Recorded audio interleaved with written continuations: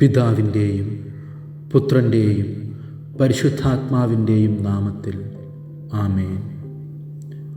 സ്വർഗസ്ഥനായ പിതാവേ, ഈ ദിവസത്തെ സമ്മാനത്തിനും വിശുദ്ധ പ്രിസ്കയുടെ പ്രചോദനാത്മക ജീവിതത്തിനും നന്ദി പറഞ്ഞുകൊണ്ട് ഞങ്ങൾ നന്ദിയുള്ള ഹൃദയത്തോടെ അങ്ങയുടെ സന്നിധിയിൽ വരുന്നു.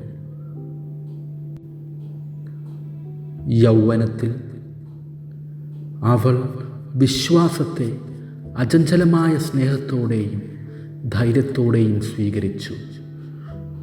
പീഡനങ്ങൾക്കിടയിലും അവൾ അടിപതറാതെ ഉറച്ചു നിന്നു.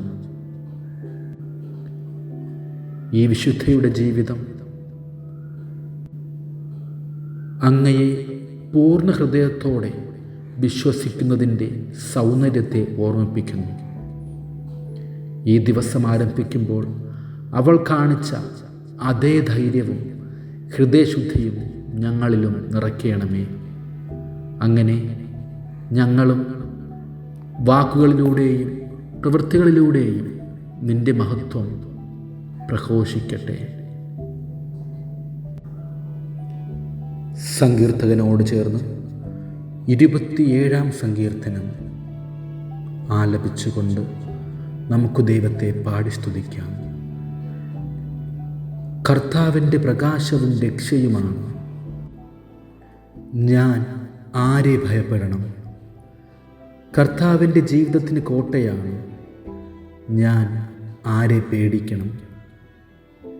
എതിരാളികളും ശത്രുക്കളുമായ ദുർവൃത്തർ ദുരാരോപണങ്ങളുമായി എന്നെ ആക്രമിക്കുമ്പോൾ അവർ തന്നെ കാലിടറി വീഴും.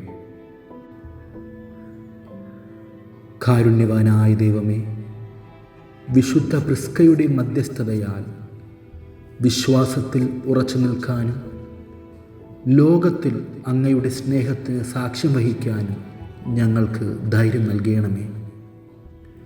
പരീക്ഷണത്തിൻ്റെ നിമിഷങ്ങളിൽ സഹിച്ചു നിൽക്കാനും അങ്ങയുടെ സാന്നിധ്യത്തിൽ ആശ്രയിക്കാനും ഞങ്ങളെ സഹായിക്കണമേ. സർവശക്തനായ ദൈവം നമ്മെ അനുഗ്രഹിക്കുകയും വിശ്വാസത്തിൽ ശക്തരാക്കുകയും ചെയ്യട്ടെ.